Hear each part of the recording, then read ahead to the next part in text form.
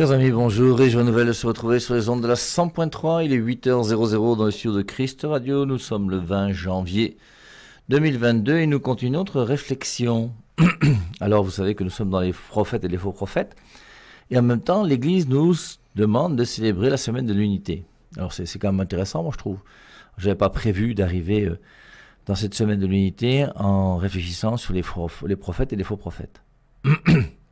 Alors, le débat d'aujourd'hui, c'est, je vous ai dit, on va poser quelques questions à nos frères non catholiques et on voudrait qu'ils nous répondent. Mais malheureusement, je vous mets au défi, ils répondront jamais, parce qu'ils ne peuvent pas. Mais tout ça, le but, vous voyez, c'est pas la guerre, c'est que, est-ce qu'on cherche la vérité, est-ce qu'on aime la vérité? Et on peut pas faire une semaine aussi de l'unité des chrétiens en mettant la vérité de côté. C'est pour ça que quelque part, moi, ça me fait plaisir d'entamer cette semaine de l'unité en posant des questions à ceux qui ne sont pas catholiques pour leur dire, répondez à nos questions. Parce que on va bien faire la distinction entre catholique et non catholique. Qu'est-ce que c'est pour moi un catholique? Alors, dans cette distinction entre catholique et non catholique, je ne mets pas les orthodoxes. Je ne sais pas où il faut les placer. Parce que pour moi, les non catholiques aujourd'hui qui sont agressifs, qui pensent avoir la vérité et qui sont un peu orgueilleux quelque part et un but d'eux-mêmes. Alors on dirait que c'est la même chose pour moi, mais il n'y a pas de souci, non? Qui nous engueulent comme on adore la Vierge Marie, et des bêtises pareilles, au bout d'un moment, il faut quand même qu'on mette les choses au clair avec ces gens-là. Et qu'on leur fasse comprendre que arrêtez de dire des bêtises, soyez un peu intelligents, puisqu'il n'y a pas d'adoration de la Vierge Marie chez les catholiques. Alors maintenant, c'est ces divisions qui existent. Alors on essaie de voir vrais prophètes, faux prophètes, tout ça. Pour commencer, je voulais vous lire d'abord le catéchisme de l'Église catholique, le paragraphe 818. Et dans le catéchisme de l'Église catholique, paragraphe 818, il est dit « Ceux qui naissent aujourd'hui dans des communautés issues de telles ruptures », on parle des différents chrétiens. Vous avez des gens aujourd'hui qui naissent adventistes, d'autres qui naissent témoins de Jéhovah, alors ils ne sont pas chrétiens, c'est un peu différent, mais qui naissent chez les pentecôtistes, qui naissent chez les protestants, chez les messianiques, chez les anabaptistes, chez les baptistes, enfin dans toutes les églises possibles et inimaginables. Ceux qui naissent aujourd'hui dans des communautés issues de telles ruptures. Alors la rupture, je vous rappelle, c'est la rupture par rapport à l'église primitive qu'est l'église catholique. Ceux qui naissent aujourd'hui dans des communautés issues de telles ruptures et qui vivent la foi au Christ ne peuvent être accusés de péché de division. Tu ne peux pas accuser un protestant de péché de division. Tu ne peux pas accuser un pentecôtiste de péché de division. Parce qu'ils sont nés dans les structures, là. Que leurs fondateurs, eux, sont originaires de la vision, je crois que c'est clair. Et forcément, ces jours-ci, on va parler un peu de Martin Luther pour montrer comment, je ne vois pas comment quelqu'un peut prendre Martin Luther comme un exemple. C'est pas un exemple, c'est un délinquant, Martin Luther, il faut être objectif. Et si j'espère qu'il y a des pasteurs protestants qui m'écoutent et qui sont contre. Mais si vous êtes contre, il faut aussi à un moment réagir, faites quelque chose. Martin Luther a mal traduit les Saintes Écritures. Martin Luther est à l'origine du fait que la Bible maintenant a 66 livres et non plus 73 livres. Martin Luther a demandé qu'on égorge les paysans. Martin Luther a eu des propos injurieux envers les Juifs. Il a même été cité dans Mein Kampf de Adolf Hitler. Il est parti en mariage avec une religieuse alors que lui-même était religieux. Enfin, c'est bizarre comme vie. Je suis en train de rechercher, même ces jours-ci, vous voyez, une lettre qui se trouverait dans un couvent dominicain à Rome, dans laquelle il y aurait une lettre de Luther qui a été écrite. C'est un évêque qui dit ça quand il parle des protestants. Il dit que dans ce couvent de Sainte-Minerve, là-bas à Rome, il y a une lettre de Martin Luther dans laquelle il dit que lorsque sa mère va mourir, elle lui dit « Je fais comment? Est-ce que je dois rester catholique ou est-ce que je dois continuer à rester avec toi dans... » Et Martin Luther lui a conseillé de rester catholique. C'est curieux, hein? C'est très curieux. Alors, je cherche, j'ai essayé de voir dans leur bibliothèque. Jusqu'à maintenant, je n'ai pas de réponse, mais il semblerait que ce soit vrai. Ceux qui naissent aujourd'hui dans des communautés issues de telles ruptures et qui vivent la foi au Christ. Alors, un protestant, lui, qui est né dans une église luthérienne, il ne connaît pas Luther, il ne sait pas qui est Luther. Et naissant dans l'église luthérienne, il va obéir à son église luthérienne, en obéissant aux commandements de Dieu, aux saintes écritures qui sont les leurs, aux arguments qu'on va lui donner. Donc, et qui vivent la foi au Christ ne peuvent être accusés de péché de division. Et l'Église catholique les entoure de respect fraternel et de charité. C'est pour ça qu'il y a la semaine de l'unité. Et la semaine de l'unité existe pourquoi? Parce que l'amour va plus loin que la vérité. Prenons, on est toujours dans l'exemple de Luther. Prenons un luthérien qui, dans son église luthérienne, prie, lit les Saintes Écritures, fait un effort pour mener une bonne vie chrétienne, est fidèle à son épouse, prie avec ses enfants à la maison, tout le monde est baptisé chez lui. Forcément, c'est mon frère. Et c'est pour ça donc l'Église catholique les entoure de respect fraternel et de charité. Et c'est bien que pendant une semaine, en tout cas, on essaye au moins de se rapprocher les uns les autres. Et qu'on puisse comprendre que c'est pas premièrement la guerre qu'il faut faire entre nous, c'est premièrement, il faut qu'entre nous, nous soyons charitables, que nous puissions nous aimer les uns les autres. D'ailleurs, toutes les églises qui refusent l'œcuménisme ou la semaine de l'unité sont des églises sectaires. Marcello Tunasi ne peut pas accepter de faire la semaine de l'unité. Pourquoi? Parce que pour lui, la vérité est passée avant l'amour. Et quand la vérité passe avant l'amour, c'est très grave. Et celui qui a fait que la vérité à tout prix et il n'y avait plus d'amour, c'est Satan. C'est pour ça que la vérité est toujours relative à l'amour. C'est l'amour qui est l'absolu, c'est pas la vérité. Mais la vérité est un certain absolu qui nous conduit à l'amour. C'est pour ça qu'un protestant qui aime Jésus ou un pentecôtiste ou quelqu'un d'une nouvelle église, peu importe, un chrétien qui aime Jésus et moi, père et mère catholique qui aime Jésus, nous aimons le même Jésus. Qui est mort pour nous, qui s'est incarné, qui est venu Noël, l'incarnation, rédemption, tout ce qu'on veut. Alors, après, oui, du côté de la vérité, il y a des petites oppositions, quelquefois graves, notamment par rapport à l'Eucharistie. Le fait d'avoir 66 livres dans la Bible ou 73 livres, ça pose un problème réel. Et il faut que nous soyons capables de répondre. Alors, je reprends mon catéchisme de l'Église catholique 818. Ceux qui naissent aujourd'hui dans des communautés issues de telles ruptures et qui vivent la foi au Christ ne peuvent être accusés de péché de division, et l'Église catholique les entoure de respect fraternel et de charité. Justifiés par la foi reçue au baptême, incorporés au Christ, ils portent à juste titre le nom de chrétiens, et les fils de l'Église catholique les reconnaissent à bon droit comme des frères dans le Seigneur. Alors maintenant, le fait qu'il y ait quand même plusieurs églises sur la terre pose quand même un problème. Et l'unité ne pourra pas se faire, en tout cas moi j'en suis convaincu, il n'y aura pas d'unité par rapport à l'Église tant qu'on ne reviendra pas tous à une seule et même doctrine. Ça c'est impossible. On ne peut pas commencer à penser à une Église universelle, bizarre, dans laquelle il y aurait un petit peu de protestantisme, un petit peu de catholicisme, on laisse un peu de Vierge Marie quand même, on met un petit peu de je sais pas quoi, on met un petit peu de... Non, c'est pas possible. Soit la Bible à 73 livres, soit la Bible à 66 livres. Et concrètement, mettons les choses au clair. Je vous défie. Alors voici, allons-y. Si on va, comme je vous dis, il y a des questions qu'on va poser, qu'on va se poser. Alors, première question. Combien de livres à la Bible et pourquoi? Combien de livres à la Bible et pourquoi? Quand la Bible est née, tu étais là. Est-ce que c'est toi qui es à l'origine de la Bible? Non, il y a une histoire. Ça s'est passé comment, historiquement parlant? On prend des livres, on cherche. Quand est-ce que la première Bible est née? Quelle est la date de naissance de la Bible? Et donc c'est pour ça que ce que j'appelle les non-catholiques. Les non-catholiques sont tous les frères issus de la Réforme. C'est pour ça que je mets les orthodoxes de côté. Parce que les orthodoxes, eux, ils ne sont pas comme les... Ce que j'appelle les non-catholiques, c'est tous ceux qui croient que seule la Bible est la parole de Dieu. Et les non-catholiques qui croient que seule la Bible est la parole de Dieu sont les mêmes chrétiens qui croient que dans la Bible, il y a uniquement 66 livres au lieu de 73 livres. Les non-catholiques ont un dénominateur commun entre eux, un socle dogmatique. Alors j'insiste, dogmatique, alors parce que sûrement ça va énerver ces gens-là de dire, mais ils sont plus dogmatiques que nous, ces gens-là. Et ces non-catholiques ont un dogme, premier dogme, seule la Bible est la parole de Dieu. Deuxième dogme, la Bible a 66 livres. Ils ont pris ça où? Je n'en sais absolument rien. En tout cas, ils n'ont pas pris ça dans la bouche de Jésus-Christ, ils n'ont pas pris ça dans l'Esprit Saint, parce que l'Esprit Saint ne peut pas être d'accord avec ça, c'est impossible. Et c'est pour ça que c'est quand même important qu'on puisse réfléchir, oui. Alors, on est là, on va s'engueuler à coups de versets bibliques, on n'est pas d'accord sur la doctrine, on n'est pas d'accord sur certaines choses, on aime tous Jésus-Christ, c'est bien, il n'y a pas de souci, on est charitables les uns envers les autres, c'est extraordinaire, formidable, tout va bien. Mais maintenant, la première des choses à faire, c'est comment veux-tu, toi, commencer à donner des leçons à quelqu'un sans qu'on ait une base commune? Et la base commune, en tout cas pour vous les non-catholiques, mais qu'on va accepter nous aussi parce qu'on est vos grands frères, on se fait petit de temps en temps, c'est la Bible. Mais maintenant, dites-moi, qu'est-ce que c'est que la Bible? La Bible est née où? La Bible est née quand?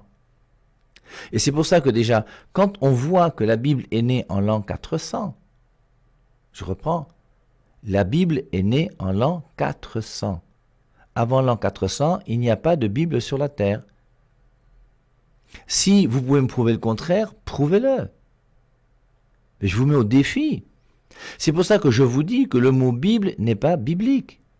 Alors, il y a des petits rusés. Si ça vous intéresse, allez faire un tour. Il y a déjà un petit truc sur TikTok. C'est marqué Père Hervé Marie. Je ne sais pas qui a ouvert ce truc-là, parce que c'est pas moi. Et puis, il y a quelques petites vidéos du Père Hervé Marie. Et puis, alors, parmi ces vidéos-là, il y a des gens donc, qui ont pris certains passages et qui essaient de montrer. Alors, je dis à un moment que si vous trouvez quelqu'un qui arrive à vous trouver un verset biblique où il y a le mot Bible dans les Saintes Écritures, c'est un menteur.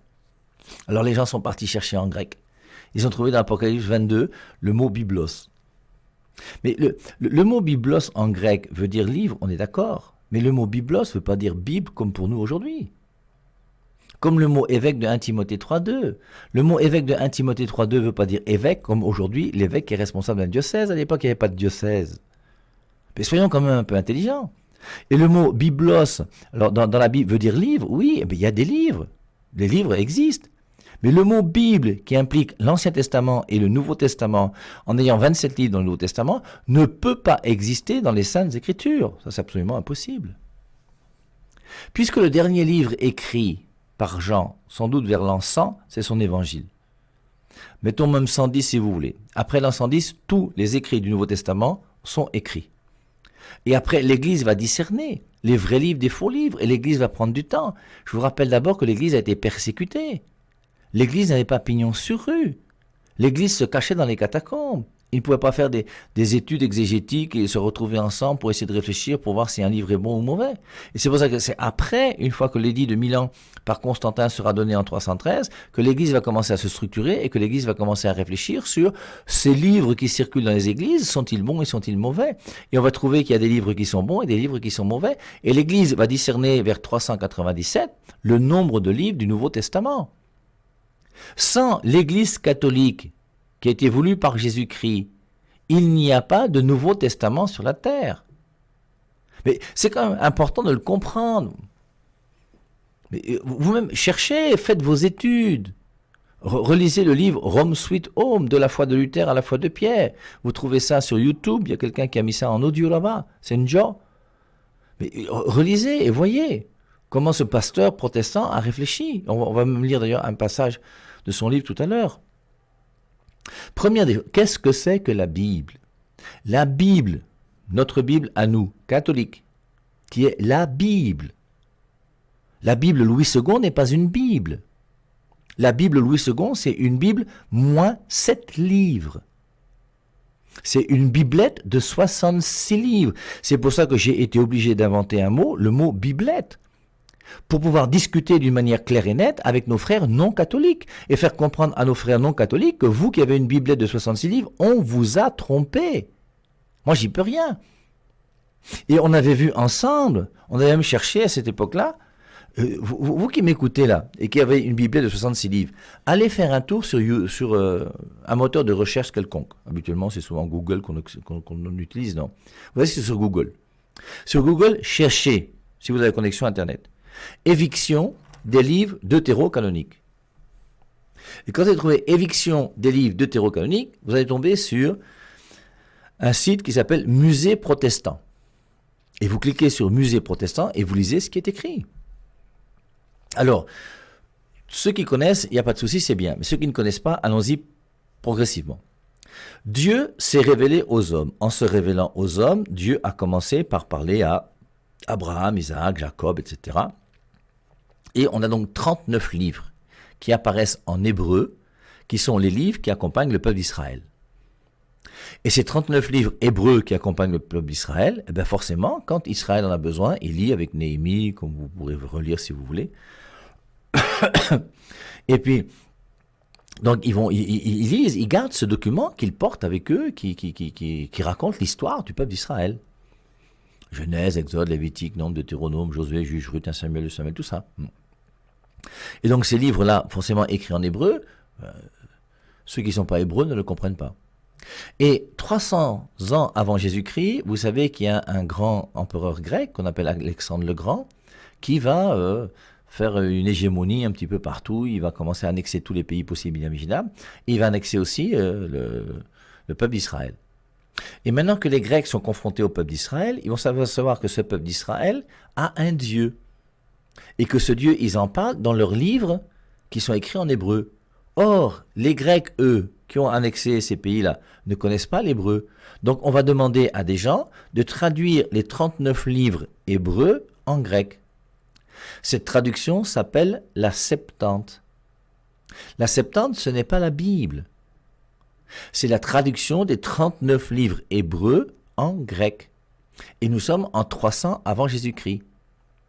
Et après 300 avant Jésus-Christ, de 300 jusqu'à l'an 0, Dieu va continuer à se révéler à son peuple. Or maintenant, il ne va plus parler en hébreu, mais il va plutôt parler en grec.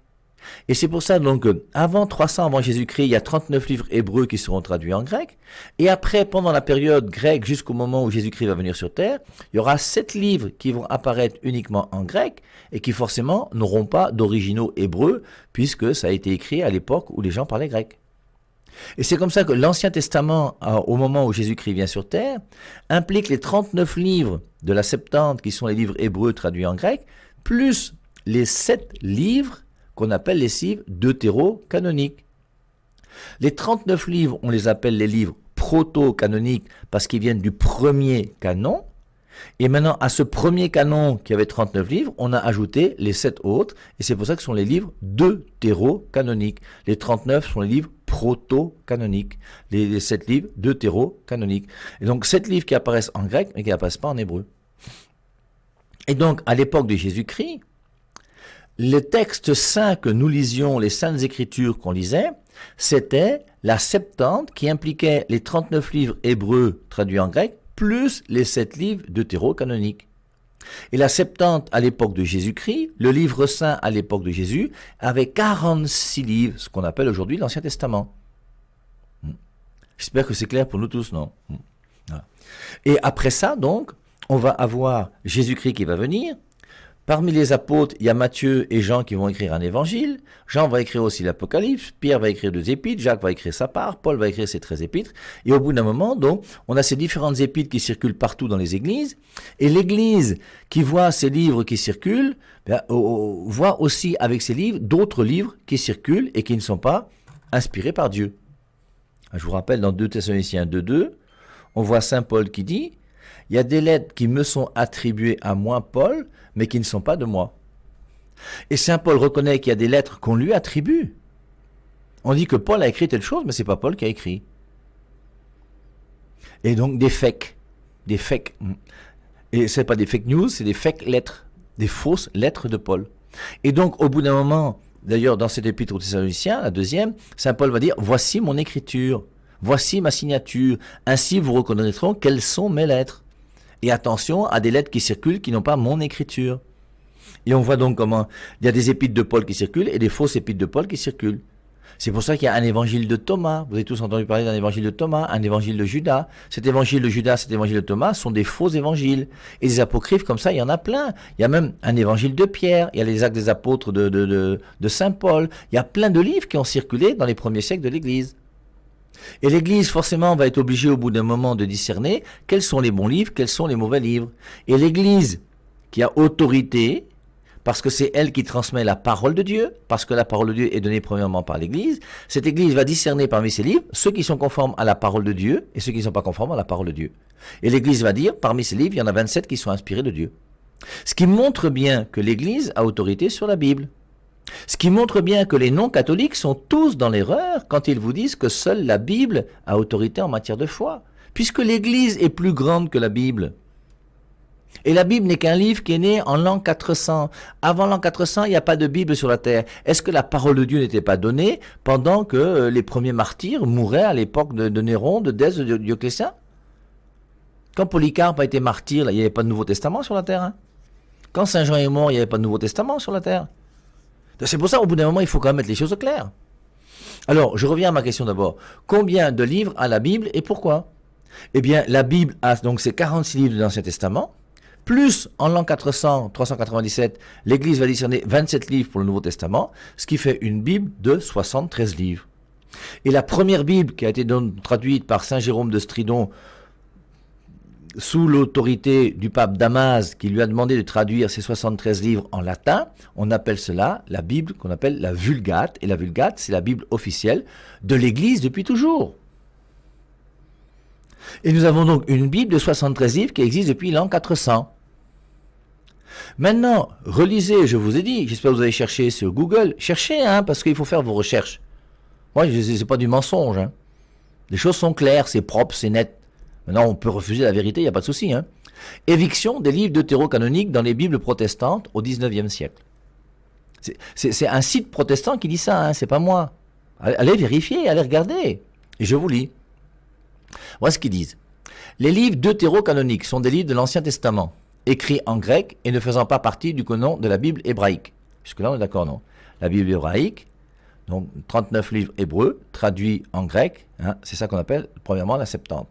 Et la Septante va s'enrichir des 7 livres qui apparaissent ensuite en grec et qui seront là à l'époque de Jésus-Christ, ce qui implique la Septante en 46 livres. Alors, les livres deutérocanoniques sont des livres de l'Ancien Testament, écrits en grec et ne faisant pas partie du canon de la Bible hébraïque. On les trouve dans la version grecque du Premier Testament, la Septante. On les trouve dans la version grecque du Premier Testament. L'Ancien Testament, voilà ce que les protestants disent, c'est pas moi. Les protestants reconnaissent qu'on les trouve dans la version grecque du Premier Testament. Donc l'Ancien Testament implique les livres deutérocanoniques. Dans l'Ancien Testament, on a cette Bible hébraïque, plus les autres, et les livres deutérocanoniques font partie de la Septante. La Septante que nous lisions à l'époque où Jésus-Christ était venu sur terre, qui était le livre de l'Ancien Testament. Premier Testament, c'est l'Ancien Testament, et dedans se trouvaient les livres deutérocanoniques. Leur canonicité n'a été reconnue par l'Église catholique que dans un deuxième temps, en grec deutéro. Alors ça c'est une petite erreur, on ne peut pas leur en vouloir. Leur canonicité n'a été reconnue par l'Église catholique que dans un deuxième temps. Alors deutéro, c'est pas parce que ça a été reconnu dans un deuxième temps au XVIe siècle qu'on les appelle deutéro. On les appelle deutéro parce que les 39 livres sont les proto-canoniques et les livres deutérocanoniques font partie du même livre de l'Ancien Testament avec un premier canon et un deuxième canon dans l'Ancien Testament. Là, il y a une petite erreur quand même qu'on peut signaler. Leur canonicité n'a été reconnue par l'Église catholique que dans un deuxième temps, en grec, deuxième temps, au XVIe siècle. Alors ça, c'est complètement faux, ça. Ça, c'est un mensonge pur. C'est bien un mensonge protestant.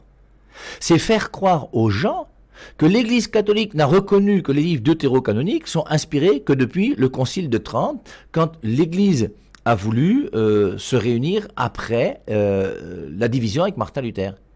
Martin Luther a dit, lui, qu'il n'y a que 39 livres inspirés dans l'Ancien Testament. Or, dans l'Église, nous, on savait qu'on a 46 livres inspirés depuis toujours. C'est pour ça que la Bible de Saint Jérôme avait 46 livres dans l'Ancien Testament et 27 livres dans le Nouveau Testament. Et nous avons toujours cru que les livres deutérocanoniques étaient inspirés par Dieu. Mais en 1546, on a dû, à cause de Martin Luther, préciser que puisque Martin Luther dit que dans l'Ancien Testament il y a 39 livres, nous continuons à affirmer que dans l'Ancien Testament il y a 46 livres. Et voici une des oppositions entre les protestants et nous. Et nous avons ces 46 livres depuis l'an 400, et même avant l'an 400, puisque déjà, dans l'Ancien Testament, ils étaient présents. Alors, petite magouille, mais quelque part, les protestants ne sont pas un mensonge près dans leur vie. Martin Luther, je vous dis, lui-même, il a fait sa part. C'est eux qui disent, par exemple, que l'Église catholique est née à l'époque de Constantin, ce qui est un mensonge pur. Alors, ils sont considérés par les réformateurs, les livres deutérocanoniques, ils sont considérés par les réformateurs, alors on aimerait voir qu'on mis derrière les réformateurs, forcément Martin Luther est dedans, ils sont considérés par les réformateurs comme utiles, mais ne faisant pas partie des livres divinement inspirés. Mais depuis quand est-ce que vous allez faire confiance à un religieux qui a fait vœu de chasteté, qui est parti en mariage avec une religieuse, qui a traduit Romains 3,28 d'une manière fausse, en disant qu'il reconnaît que le grec et sa traduction, c'est pas la même chose, il a ajouté quelque chose. Et maintenant, ce réformateur, vous mettez votre confiance en lui? Et c'est lui, Martin Luther, qui va vous dire combien il y a de livres dans la Bible? Si vous reconnaissez que pour le Nouveau Testament, l'Église a eu autorité pour nous dire il y a 27 livres dans le Nouveau Testament, reconnaissons aussi, et c'est logique, c'est pour ça qu'un chrétien intelligent est forcément obligatoirement catholique, que ce n'est pas un homme qui va vous dire le nombre de livres de l'Ancien Testament. Et cette même Église qui a discerné les vrais livres en 397 pour dire il y a 27 livres dans le Nouveau Testament, cette même Église nous dit qu'il y a 46 livres dans l'Ancien Testament. Au moins, c'est logique, c'est clair. Maintenant, on va commencer les réformateurs. Mais les réformateurs, c'est qui? C'est des gens qui vous ont déformé. C'est des gens qui ont réformé l'Église de Jésus-Christ. C'est des gens qui ont changé ce que Jésus-Christ a enseigné. Jusqu'à changer même le nombre de livres de la Bible. Mais au bout d'un moment, c'est quand même... C'est grossier tout ça au bout d'un moment. Mais il faut quand même dénoncer tous ces mensonges. Dans les traductions de la Bible faites par les protestants dès le XVIe siècle, ces livres sont placés à la fin des Bibles, après l'Apocalypse, et sont désignés par le terme d'apocryphe qui signifie caché. Donc, on va désigner ces livres apocryphes qui veut dire non inspirés.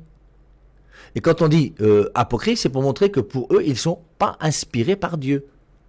Ces livres qui, depuis que Saint Jérôme de Stridon a traduit la Bible, jusqu'en 1534, quand Martin Luther va traduire sa Bible, et Martin Luther lui-même va traduire 73 livres dans sa Bible. Expliquez-moi, pourquoi alors? Pourquoi il n'a pas rejeté une fois les livres deutérocanoniques?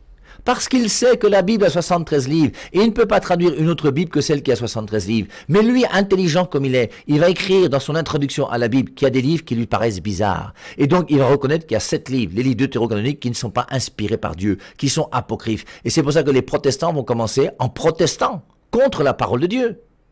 Vont commencer à protester et vont mettre ces 7 livres là de côté. Alors, dans les traductions de la Bible faites par des protestants dès le XVIe siècle, ces livres sont placés à la fin des Bibles, après l'Apocalypse, et sont désignés par le terme d'apocryphe qui signifie caché, et qui signifie aussi, sérieusement, non inspiré. Au XIXe siècle, les sociétés bibliques cherchent à diffuser la Bible le plus largement possible, et au coût le plus bas possible. Cette contrainte, conjuguée à la position des revivalistes, selon laquelle il ne faut pas ajouter de paroles humaines à la parole de Dieu. C'est une position spirituelle qui fait qu'il faut la Bible pure. Voilà. Cette contrainte, conjuguée à la position des revivalistes, selon laquelle il ne faut pas ajouter de paroles humaines à la parole de Dieu, finit par entraîner la société britannique à supprimer les deutérocanoniques dès 1826. Donc, chers protestants, ce que j'appelle non catholiques, non, c'est au nom de notre charité, notre amitié, mais il faut quand même que vous connaissiez votre histoire.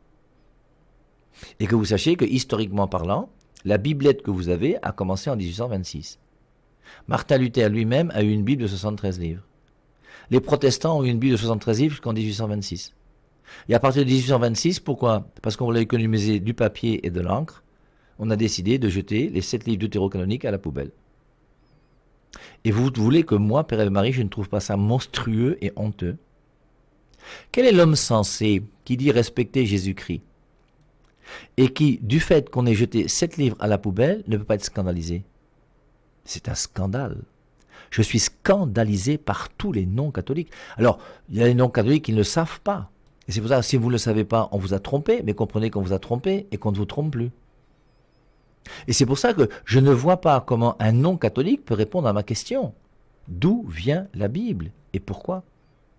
Et nous avons la Bible, nous, de 73 livres depuis l'an 400, et vous, les non-catholiques, vous avez une biblette de 66 livres depuis 1826. J'y peux rien. Si je mens, dites-le moi. Et si vous arrivez à me convaincre, je vais devenir protestant. Mais ça va être difficile. Donc, je continue. Au XIXe siècle, les sociétés bibliques cherchent à diffuser la Bible le plus largement possible. Ça, c'est bien, on vous encourage. Et au coût le plus bas possible, ça aussi, c'est bien et on vous encourage. Cette contrainte, conjuguée à la position des revivalistes selon laquelle il ne faut pas ajouter de paroles humaines à la parole de Dieu, finit par entraîner la société britannique à supprimer les deutérocanoniques dès 1826. Alors, Martin Luther vous dit que ce n'est pas inspiré par Dieu. La société biblique renvoie ça à la poubelle et ça ne dit rien à personne et tout va bien. Eh bien non, ça ne va pas bien. Il faut dénoncer ce mensonge. Cette société est celle qui diffuse le plus de Bibles à l'époque, et malgré la résistance pendant quelques années de la Société biblique de Paris, l'habitude de la suppression des livres deutérocanoniques dans les Bibles protestantes prend le dessus au cours du XIXe siècle. Alors, on va continuer, on va continuer. Mais il faut quand même au bout d'un moment se poser des questions. Alors, c'est pas parce que tu es né catholique qu'il faut rester catholique, c'est pas parce que tu es né protestant qu'il faut rester protestant, c'est parce que tu es né non catholique qu'il faut rester non catholique. Il faut maintenant que tu acceptes, si tu aimes Dieu, que ton intelligence bouscule un petit peu, se réveille, et puis que tu essaies de voir est-ce qu'il y a une vérité quelque part. Je vous rappelle Jean 17, 17, ta parole est vérité, et Dieu ajoute consacre-les dans la vérité. Jésus-Christ n'a pas dit consacre-les dans l'amour. consacre-les dans la vérité, sanctifie-les dans la vérité. Et la vérité nous aide à nous sanctifier. Et quand on est chrétien, on ne peut jamais accepter un mensonge. Et aujourd'hui, vous tous qui m'avez écouté, si vous êtes convaincus, vous ne pouvez plus... Alors, votre Bible de 66, alors sauf si la traduction du Monde Nouveau des Témoins de Jéhovah, il faut la balancer. Si la traduction Louis II, elle n'est pas trop mauvaise, même comme je ne suis pas d'accord avec Jean 1.1, comme vous le savez, et c'est au commencement était le Verbe et non pas au commencement était la parole. Luc chapitre 1, verset 28, on voit bien quand même déjà que, même dans la traduction des protestants, on a eu une tendance à vouloir aller dans leur sens. Toi, à qui une grâce été faite, au lieu de Marie qui est pleine de grâce. C'est quand même honteux. Donc, sur ces bonnes paroles, chers amis, première question, on va continuer. On verra combien de questions on pourra poser à ces gens-là. Et on souhaite qu'ils puissent nous répondre, hein, bien sûr. Mon âme élève-toi et bénis le Seigneur. Mon âme élève-toi et loue Dieu.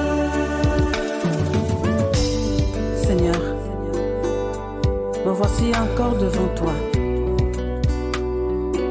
Je veux te dire merci car tu as fait du